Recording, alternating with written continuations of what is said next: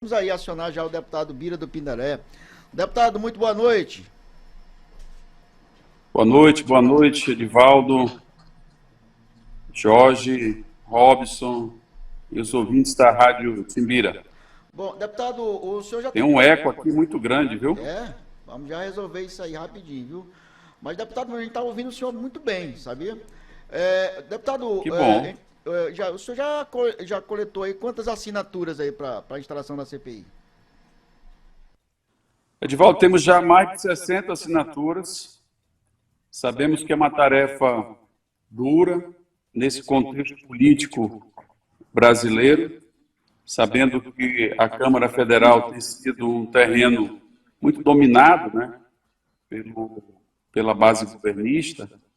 Mas as denúncias que foram trazidas são muito graves em relação à aquisição desses comprimidos de Viagra, e agora também chegou ontem a informação das próteses penianas.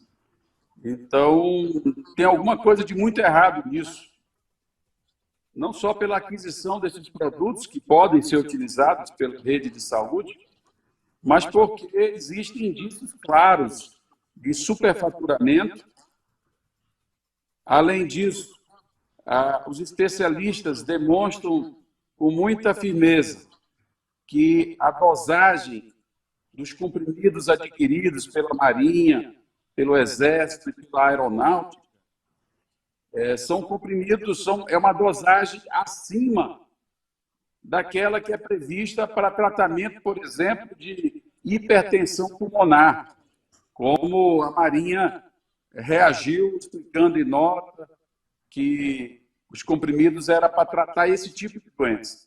Mas os especialistas dizem que essa dosagem de 25 miligramas e acima disso não é utilizada para esta finalidade. É utilizada realmente para a finalidade que todos conhecem e sabem que está na bula da medicação, que é a disfunção erétil.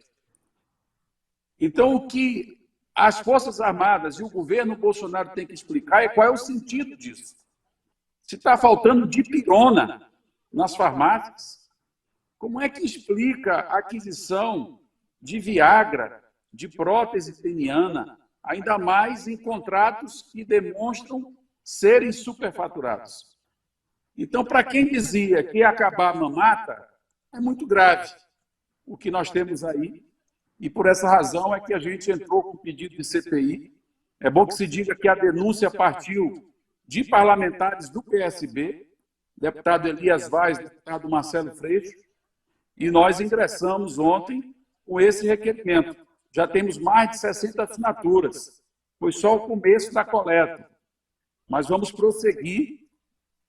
E se a gente conseguir instalar, eu acho que vai ser uma boa oportunidade para que a população brasileira possa obter respostas em relação a esse tipo de prática que, ao meu ver, é muito suspeita e requer realmente uma profunda investigação. Aliás, o Tribunal de Contas da União abriu hoje procedimento também investigatório em relação à aquisição do Viagra. Então, não é uma questão secundária, não é embora possa parecer, porque seria cômico se não fosse trágico, porque as Forças Armadas, elas estão marcadas agora, nesse período do governo Bolsonaro, pela compra de supérfluos, picanha, cerveja, uísque. É isso que eles têm comprado aí de maneira exorbitante e sem nenhuma explicação. E muitas das vezes com superfaturamento. Então, realmente, nós temos que exigir explicação do governo Bolsonaro, que disse que ia acabar com a mamata, mas na prática o que nós estamos vendo é outra coisa.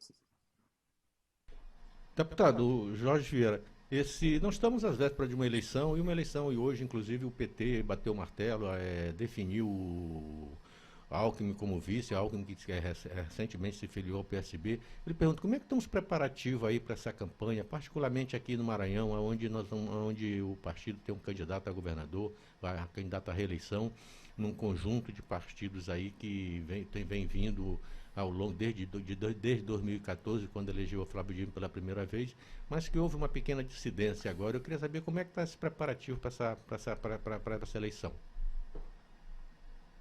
Eu acho que está indo muito bem,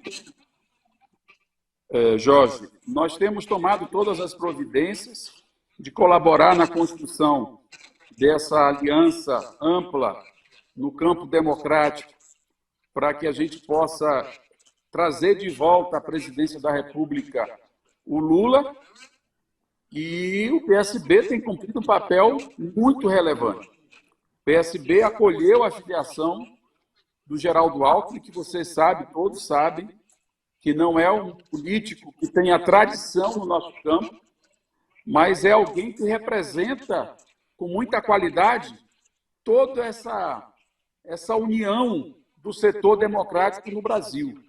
Porque, embora tenha sido adversário nosso, adversário do Lula, tantas vezes, mas sempre foi uma disputa nos marcos da democracia.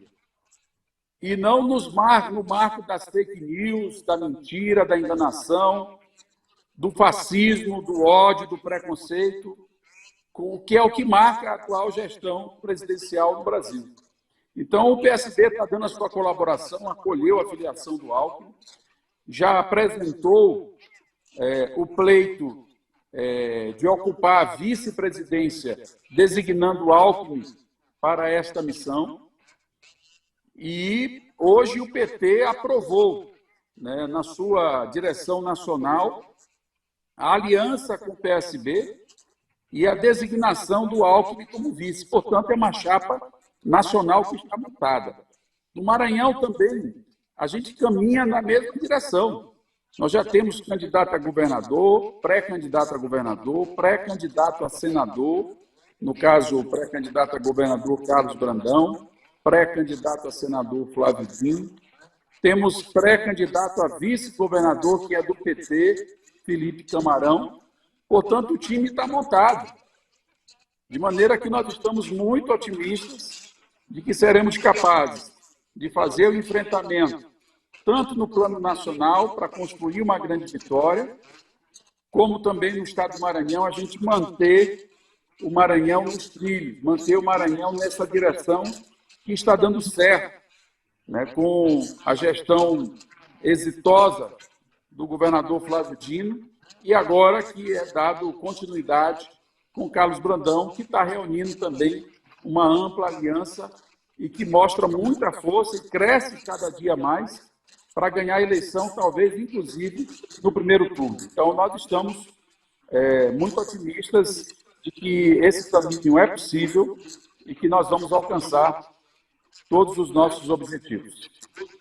Deputado federal Bira do Pindaré, o senhor, enquanto líder da bancada federal do PSB na Câmara dos Deputados e também vice-presidente estadual do PSB, qual a sua avaliação acerca desse fechamento da janela partidária e os resultados disto para o PSB, tanto em nível federal quanto aqui na formatação de nominatas para disputar as eleições, tanto para a Assembleia quanto para a Câmara Federal aqui no Maranhão? Robson, eu acho que o resultado é muito positivo desse período de janela partidária. Embora a gente tivesse o desejo, a pretensão, a defesa pela federação, que no meu ponto de vista, no ponto de vista também do nosso querido governador Flávio Dino, de Carlos Brandão, todos aqueles que compõem o PSB do Maranhão, o melhor seria a gente estar integrando a federação com o PT, com o PCdoB, mas, apesar de não ter sido efetivado isso, embora ainda haja tempo, né, para debater, porque a federação ela tem até o dia 31 de maio para ser implementada, então ainda pode ter adesões, mas a decisão do partido ela já foi tomada no sentido de que a gente tenha chapas próprias para o Parlamento Estadual e também o Parlamento Federal. Mas fizemos um primeiro balanço aqui com o nosso presidente Carlos Siqueira e tivemos a oportunidade de verificar que a tendência mais pessimista da nossa avaliação é que o PSB mantém o tamanho que ele tem hoje, né? Ou seja, nós elegemos 32 deputados na última eleição e, se no pior cenário, nós avaliamos que podemos manter o mesmo quadro, fruto da nossa composição de chapas e de nominatas em todos os estados da federação. Já fizemos esse primeiro balanço e temos uma avaliação muito positiva das previsões que são feitas a partir dessa análise que foi feita estado por estado. No Maranhão, eu creio que nós temos uma chapa muito qualificada para a Câmara Federal.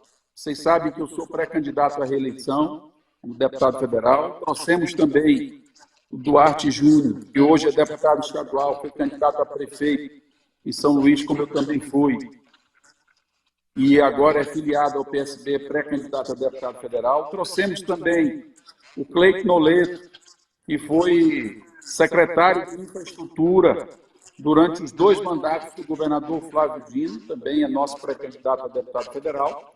E temos hoje um leque de candidatos já definidos de uma chapa que estará completa até o registro das convenções e que nos permite pensar numa eleição de pelo menos 3 deputados federais no estado do Maranhão.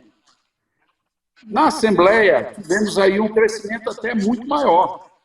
Eu creio que nós vamos aí eleger pelo menos de 10 a 12 deputados estaduais. É o que a gente prevê, né, para a eleição para a Assembleia Legislativa. Tivemos muitas adesões de deputados estaduais que agora estão filiados ao PSB e, portanto, temos a chapa mais forte de todas as chapas que concorrem à Assembleia Legislativa. A chapa mais forte hoje é a chapa do PSB. Então, certamente, é quem mais vai eleger deputados estaduais, deputados e deputadas para a Assembleia. Portanto, nosso balanço é positivo e a nossa expectativa também é muito boa em relação aos resultados que a gente pode obter, tanto para o Parlamento Estadual quanto o Parlamento Federal. Deputado, a disputa presidencial caminha aí para ser entre o ex-presidente Lula e o presidente Bolsonaro. Aqui no Estado, você acredita também que será uma disputa aqui entre os candidatos aqui dessa união PT e PSB contra um candidato alinhado aí ao presidente Bolsonaro? Eu acho que é uma forte tendência que a polarização se repita no Maranhão. Claro que com uma larga vantagem para nós, evidentemente, porque o bolsonarismo, graças a Deus, ele tem apoio minoritário no estado do Maranhão. Isso já foi assim na eleição passada, em que eles estavam numa condição muito mais favorável, é verdade, e acho que a tendência é que se repita agora na eleição de 22. Então, eu creio que há uma forte tendência de polarização. Se o presidente Bolsonaro definir quem será o seu candidato ao Maranhão, eu acho que é com este candidato que nós vamos fazer a disputa, efetivamente. O Carlos Brandão, pela força e representatividade das 2 gestões exitosas do governador Flávio Dino e do trabalho que ele prossegue agora com toda força, além do seu leque de aliança, que é preservado em grande parte daqueles que já integravam a base do governo. Então, nós acreditamos que, com esta força dessas gestões exitosas, com o apoio popular que hoje existe no estado do Maranhão e a aprovação que tem para a gestão do governo Flávio Dino, e que certamente vai se transferir ao governo Brandão, eu creio que é um candidato que já tem vaga garantida em qualquer segundo turno, mas mais do que isso, nós vamos lutar para garantir que ele se eleja no primeiro turno. Então, é evidente que a gente não pode, em eleição, não pode existir nem já ganhou, nem já perdeu. A gente sabe que eleição é eleição e o que determina é a vontade do povo. Mas nós vamos trabalhar com toda a firmeza para ganhar essa eleição no primeiro turno, e esse é o nosso objetivo maior. Deputado, no plano federal, fala-se muito na questão da terceira via, dia 18 aí, MDB, PSDB, Rede não, a Cidadania, vão reunir aí para discutir a possibilidade de juntar todo mundo e lançar um candidato. Fala-se aí na Simone Tebet, tendo o Luciano Bivar como vice. O senhor acredita nessa possibilidade ainda de haver uma terceira via nessa eleição que está praticamente polarizada entre Lula e Bolsonaro? Olha, Jorge, eu não acredito. Sinceramente, não acredito. É uma eleição polarizada, é uma eleição, é praticamente uma revanche. E quando tem revanche, assim, meu amigo, não tem espaço para terceiras opções, alternativa A, B, C. Não existe. Eu acho que vai ser uma eleição realmente definida aí entre o candidato da esquerda e o candidato da direita, né? O Lula e o Bolsonaro é que vão fazer esse embate para que o povo decida qual é o caminho que vai seguir. Eu creio, pelo que demonstram as pesquisas, que o povo vai querer retomar o caminho, né, pela democracia, né, e não esse desastre que é o atual governo, que é um governo de destruição, está destruindo tudo no país, destruindo direitos sociais, direitos trabalhistas, destruindo a economia, a inflação aí galopando, infelizmente, destruindo empregos, destruindo salários, destruindo vidas humanas. Veja o que fez aí durante a pandemia, destruindo o meio ambiente, está aí os povos indígenas lutando para preservar as reservas indígenas do país. Então, é uma tremenda destruição o que esse governo tem promovido, e é contra isso que nós vamos lutar. Eu creio que o povo não quer que esse caminho prossiga no país. Nós temos certeza e muita convicção de que vamos conseguir, em 22, dar a volta por cima. A nossa população vai poder, pelo menos, sorrir de novo, recuperar a sua esperança, né, e poder lutar pelaquilo que realmente a gente precisa. Sair dessa pauta da confusão, da beligerância, do ódio, do preconceito, e pensar naquilo que a população precisa. Na saúde, na educação, na infraestrutura, na geração de emprego, na segurança pública, né? Então, é isso que nós desejamos, é isso que nós esperamos, e eu tenho certeza que vamos alcançar esse objetivo, porque percebo, sinto que é um desejo também da maioria do povo brasileiro.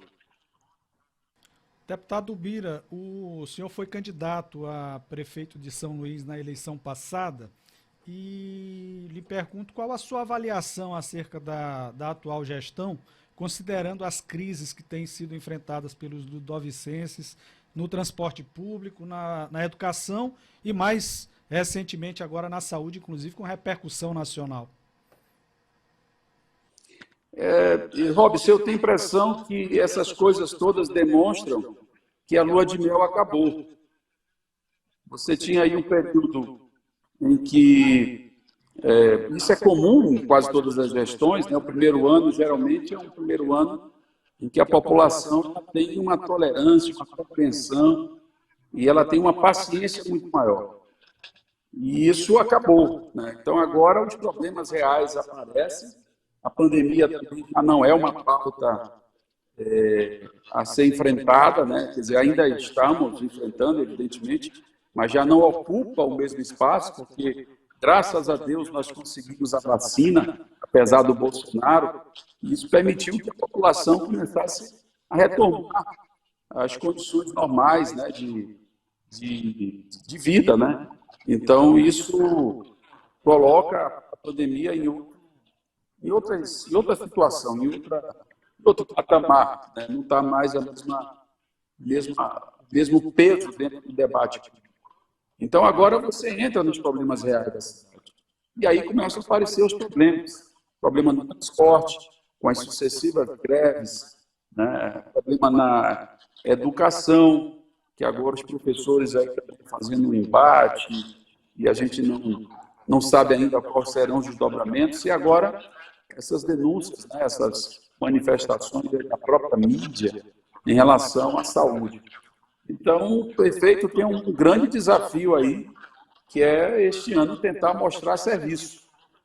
Porque é o ano em que se ele não conseguir esboçar um caminho, aí do terceiro ano em diante, eu acho que a situação fica bastante mais difícil para qualquer gestor enfrentar. Mas eu creio que ainda há tempo, né, para que a gestão se organize e dê respostas a esses problemas efetivos que a população vem enfrentando. É claro que toda gestão tem um período, né, para demonstrar seus resultados, né, mas a população ela tem a sua sabedoria.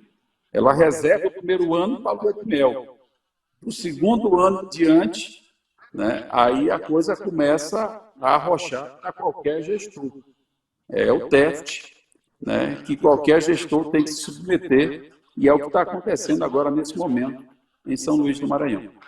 Deputado Bira do Pindaré, nós gostaríamos mais uma vez de agradecer a sua participação aqui no nosso programa, tá bom?